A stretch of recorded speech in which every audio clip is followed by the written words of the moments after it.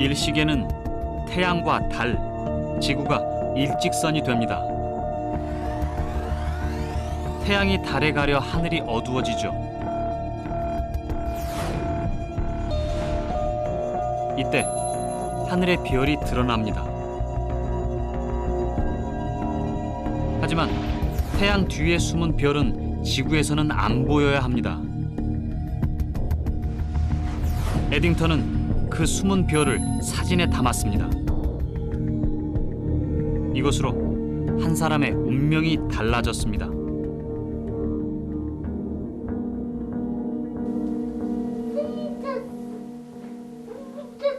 27의 아인슈타인. 특수상대성 이론을 발표하고 1년이 지났지만 생활은 그닥 나아지지 않았습니다. 특허국 기술 전문 제2급 사무관으로 승진했고 아들은 한참 말 안 들을 나이가 됐죠.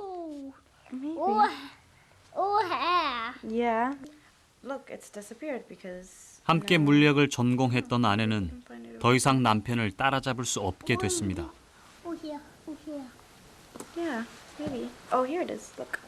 아인슈타인이 오직 신경 쓰는 건 특수상대성 이론에 중력을 적용할 수 없다는 점입니다.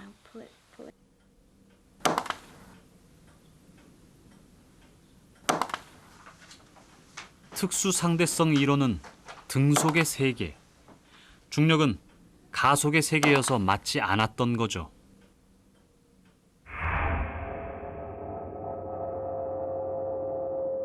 떨어지는 건 뭘까?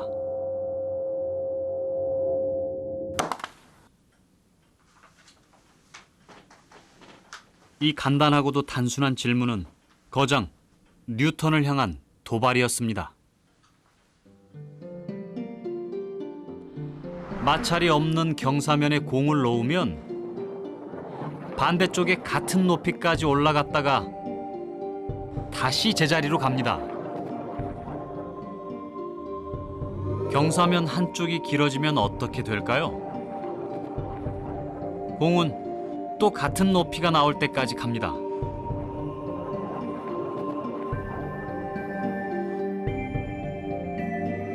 경사면 길이를 더 길게 바꿔볼까요?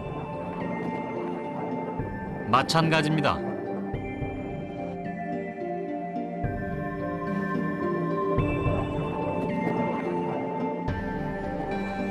그렇다면 반대쪽 경사를 아예 없애면 어떻게 될까요?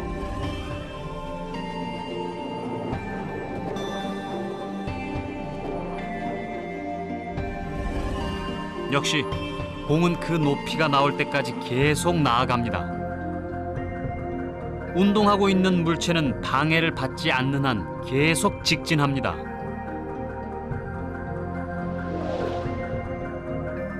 달도 그렇게 가야 합니다. 공도 그렇죠.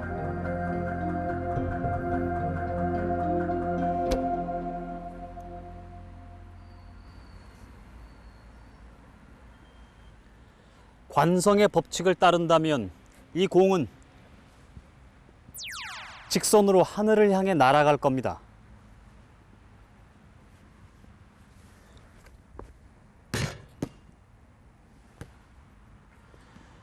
하지만 공은 포물선을 그리다가 땅으로 떨어집니다. 중력 때문이죠.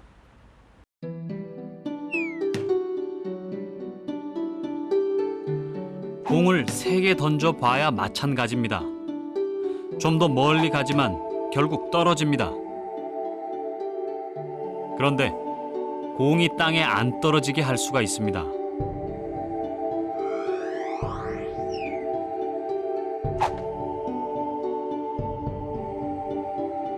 공이 닿기 직전에 땅을 내리면 됩니다.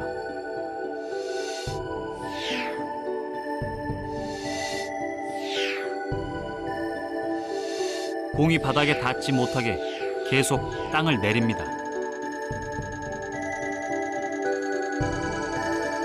계속 땅을 내리게 되면 지구입니다. 이렇게 하면 공은 계속 지구 주변을 돕니다. 사실 공은 떨어지고 있는 거죠. 달도 인공위성처럼 떨어지면서 지구를 돕니다. 그런데 사과와 달은 도대체 왜 떨어지는가?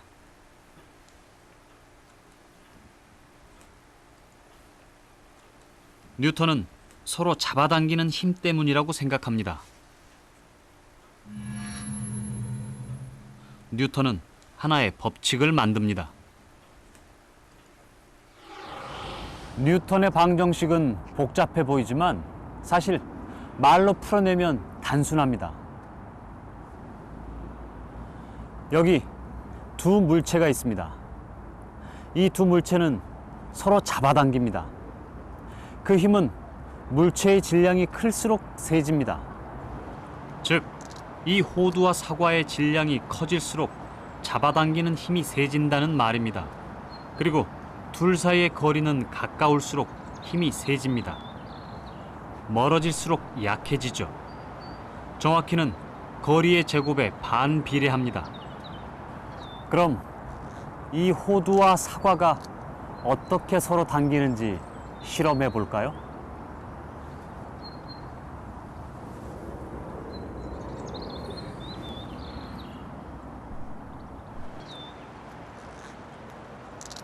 당연히 변화가 없습니다. 지표면의 마찰력이 방해를 하고 있기 때문입니다.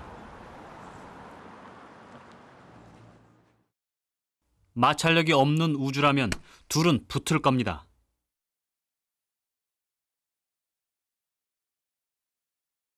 만유인력의 법칙입니다.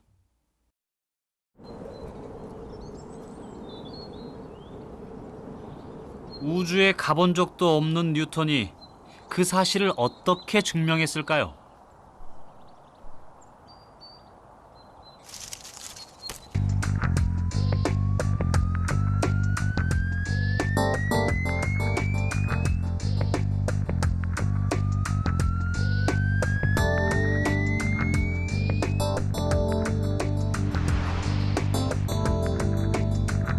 뉴턴은 사과를 달과 동일한 높이에 가져다 놓습니다. 달은 관성의 법칙에 따라 직선으로 이동합니다. 하지만 지구가 당기는 힘 때문에 아래로 끌려 내려옵니다. 뉴턴의 공식이 맞다면 달이 떨어진 거리는 사과가 떨어진 거리와 같아야 합니다. 그렇다면 이 둘은 같은 힘이 잡아당기는 겁니다.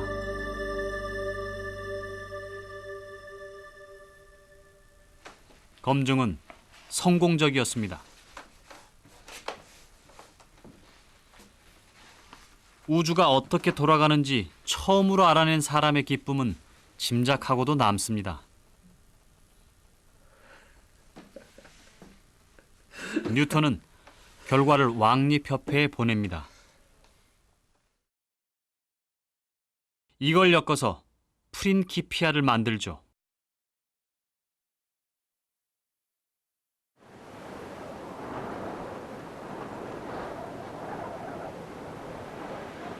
질량이 있는 것들은 서로 잡아당긴다. 가까이 있을수록 더 잡아당긴다. 영국의 작은 시골 마을에서 우주가 어떻게 돌아가는지 알았습니다. 우주 만물이 만유인력의 법칙을 받습니다. 밀물과 썰물도 만유인력으로 설명이 되죠. 그런데 이런 문제가 생깁니다. 만약 달이 없어진다면 우리는 즉시 그 사실을 알게 되는 것 같지만 실은 1.5초 뒤에야 알게 됩니다. 달빛이 지구에 오는데 1.5초가 걸리니까요. 하지만 만유인력은 즉시 알 수 있다고 말합니다. 달이 없어지는 순간 밀물과 썰물이 사라진다. 이것이 만유인력의 해석이었습니다.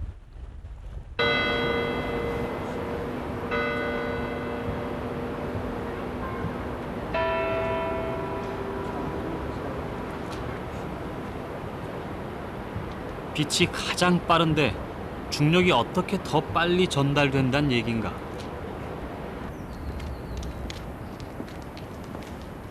1907년 아인슈타인은 여전히 중력 문제에 빠져 있었습니다. 중력을 생각하면 거장 뉴턴을 통과하지 않을 수 없었습니다. 1907년 어느 날 아인슈타인은 여느 때와 똑같이 중력과 상대성 이론에 대해 고민하고 있었습니다.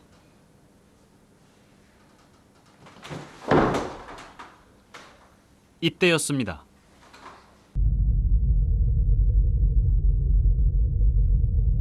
불현듯 하나의 생각이 떠올랐습니다.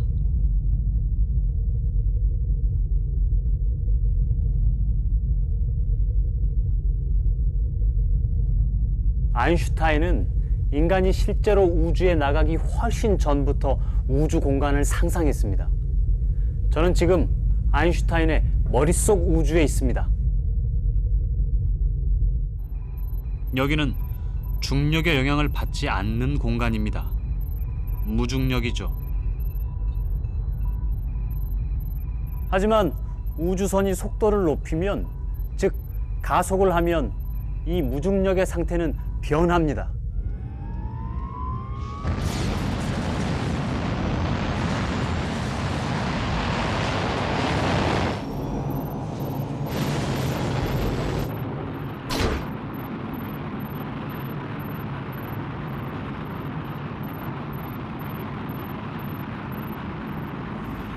우주선이 계속 가속을 한다면 제 몸은 가속하는 반대 방향 벽에 붙어 있게 됩니다.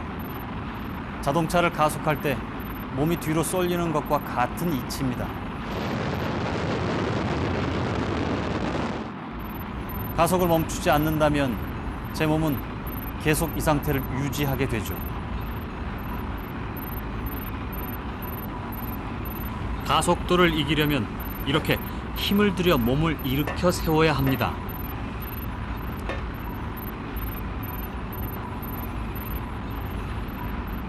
몸을 일으켜 세운다는 것은 가속도를 이겨낸다는 것입니다.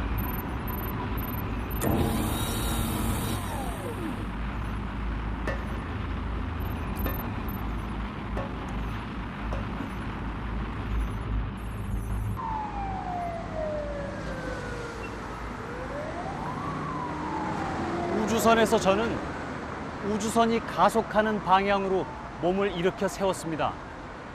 그 자세는 사실 우리가 지구 위에 이렇게 서 있을 때와 같습니다. 결국 이쪽 방향으로 가속해서 몸이 아래로 쏠리는 것과 지구가 우리 몸을 잡아당기는 것, 두 상황은 같습니다.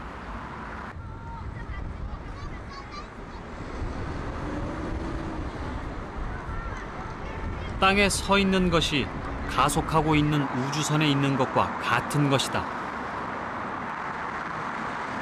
나중에 아인슈타인은 이것이 가장 행복한 생각이었다고 말합니다. 그건 가속도와 중력이 같은 것이라는 깨달음이었습니다. 왜 떨어질까요? 너무도 당연해서 우리는 하지 않는 질문이죠. When you make a lot of somersaults, you don't feel the height, you don't feel the gravity, you don't feel anything. You just feel the free fall, and that's it. You don't feel anything. 아인슈타인도 그런 말을 했습니다. 어떤 사람이 낙하한다면 자신의 무게는 느끼지 못할 것이다. 이때 중력의 영역은 사라진다. 이것이 바로 아인슈타인이 했던 가장 행복한 생각이죠. 왜 떨어질까? 질문은 단순합니다. 하지만 그것을 푸는 과정은 뜻밖에도 복잡했습니다.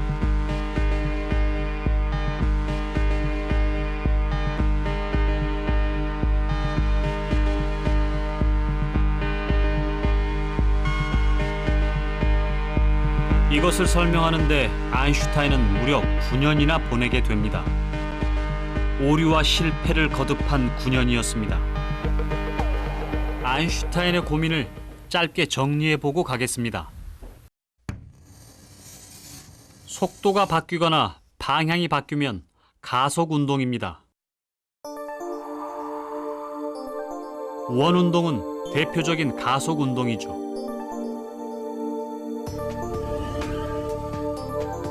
원은 선분의 연결로도 볼 수 있습니다.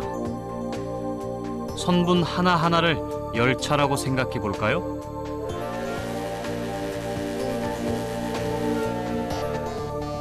그런데 열차가 빨리 돌면 특수 상대성 이론에 의해 길이가 짧아집니다.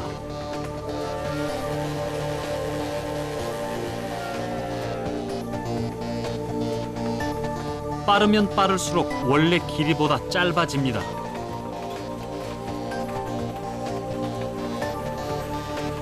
지름도 변하지 않았고 파이값도 그대로인데 왜 원 둘레는 줄어들까요?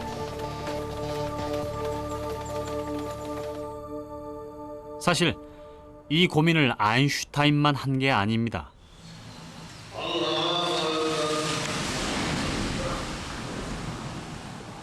이슬람 신자들은 하루에 5번씩 기도를 합니다. 세계 어디에 있더라도 반드시 지켜야 하는 계율입니다.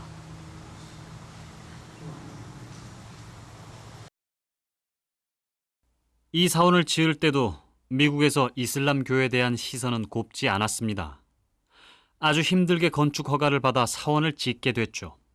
그런데 문제가 생겼습니다. 이슬람교는 기도를 할 때 아무데나 대고 하는 게 아니라 정해진 방향이 있습니다. 144 قد نرى تقلب وجهك في السماء. We see that your face, you're looking around to find the Qibla. And God is telling him, we forward you to a Qibla, to a destination that you will be pleased with. Then forward your face toward the Grand Mosque in Mecca, Masjid al-Haram. And wherever you are, forward your face to that place. 내가 만족할 키블라로 향하라. 그곳은 메카입니다.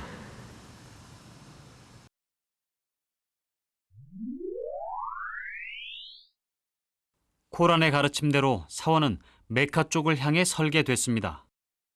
메카의 방향은 워싱턴에서 북동쪽이었죠.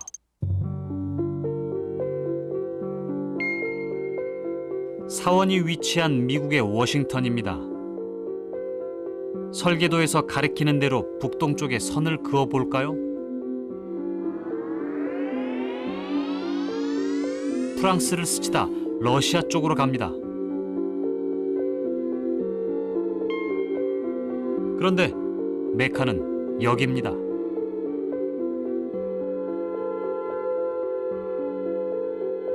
신도들이 엉뚱한 곳을 향해 기도를 하게 됐습니다. 공사는 중단됐습니다.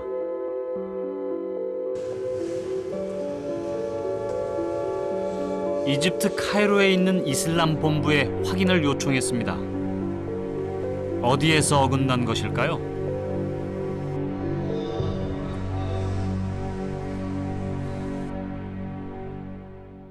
사실 답은 100년 전에 이미 나와 있었습니다. 1854년 독일 수학자 리만의 논문에 나와 있죠. 리만의 얘기대로 워싱턴 사원 문제를 풀어볼까요?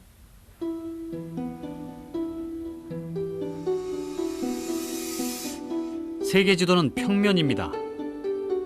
이 문제를 풀려면 지구본으로 만들어야 합니다.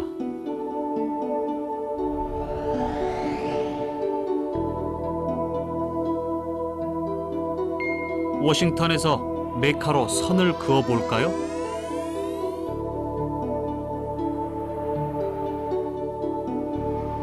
지구본에서는 이 선은 북동쪽을 향하고 있습니다. 그런데 평면에서 보면 북동쪽을 향하던 선이 남동쪽을 향하게 됩니다. 구에서는 가장 빠른 선이 평면에서는 휘어집니다. 북동쪽을 향해 설계된 원래 방향이 정확했던 거죠.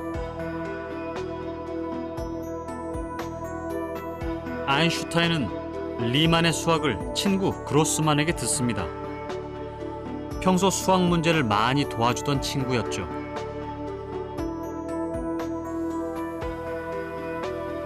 아인슈타인은 원 운동의 문제에 리만의 수학을 적용합니다.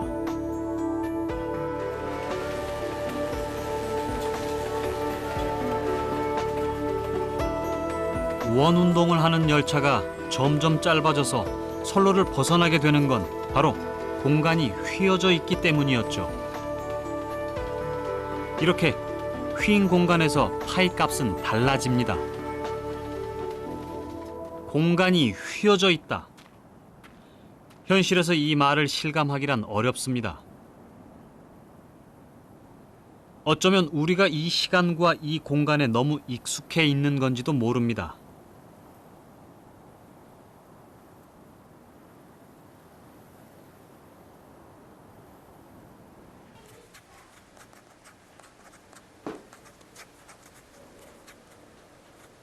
가장 행복한 생각 이후 9년 만에 그는 중력에 관한 논문을 씁니다.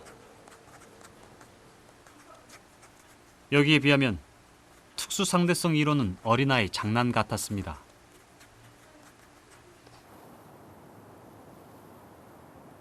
이제부터 아인슈타인의 생각입니다.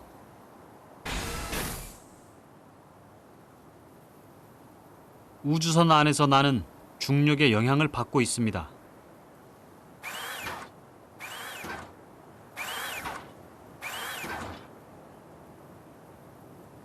그건 저기 줄에 매달린 우주선도 마찬가지입니다.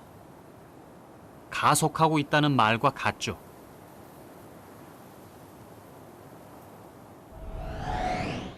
제가 탄 우주선은 공중에 매달려 있습니다. 당연히 땅 위에 있는 우주선과 마찬가지로 중력의 영향을 받고 있죠. 그러나 우주선을 매단 줄이 끊어지면 상황은 달라집니다.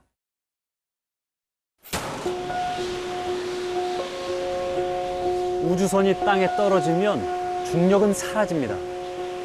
중력이 사라지는 공간에서 이 사과를 밀면 사과는 직선으로 움직입니다. 이 우주선 상태는 무중력의 우주에 있는 것과 같습니다. 그런데 우주선이 가속하면 어떻게 될까요? 사과는 아래로 떨어집니다. 우주선 바닥이 올라오기 때문에 휘어지면서 떨어집니다. 사실은 사과가 떨어지는 게 아니라 공간이 변한 겁니다.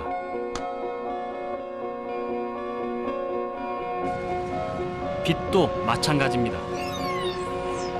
빛도 휩니다.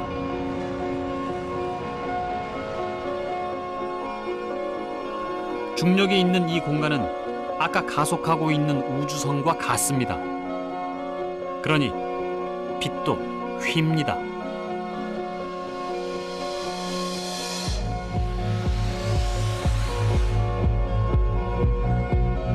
질량이 있는 곳에서 공간은 휘어집니다. 태양 주변도 마찬가지입니다. 태양 뒤에서 오는 별빛은 직진하고 있지만 휘어진 공간을 따라오게 됩니다. 에딩턴이 지구에서 볼 수 없었던 별 사진을 찍은 것도 별빛이 휘어졌기 때문이었습니다. 중력은 잡아당기는 힘이 아니라 공간이 휘어지기 때문에 생긴다. 아인슈타인의 답이었습니다.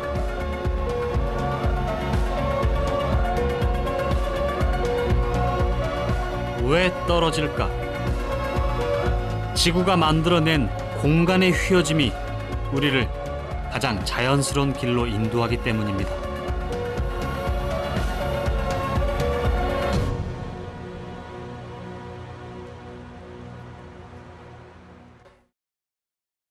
Eddington was director of the Cambridge Observatory in the time after the First World War, and he began to hear about the theories of Einstein. And one of the predictions of Einstein's theories was that the light from distant stars would be bent or deflected by the gravitational field of the sun. And Eddington decided that he could actually prove this if he went on an eclipse expedition and measured that deflection by taking a photograph of the sun during eclipse. And so in 1919 he went to a small island off the coast of Africa for the very rare event of a total eclipse of the sun.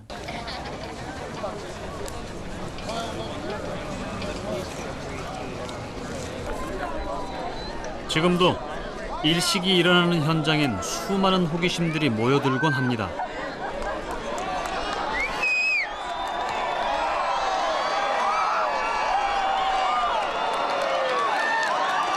일식이 일어나는 동안 에딩턴은 아인슈타인의 생각대로 명백히 휘어져 들어오는 별빛을 봤습니다.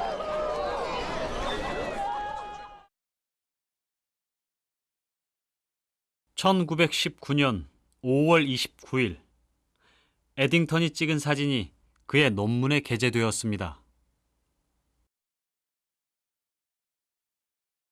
뉴턴의 시대가 끝이 나고 새로운 시대가 열렸습니다. 아인슈타인은 전 세계적인 명사가 됐습니다.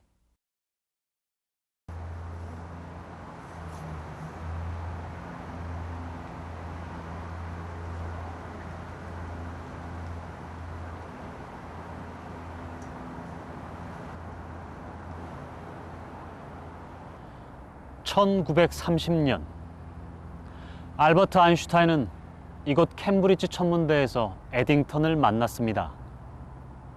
그것은 위대한 물리학의 이론이 실제한다는 증명을 만나는 순간이었습니다.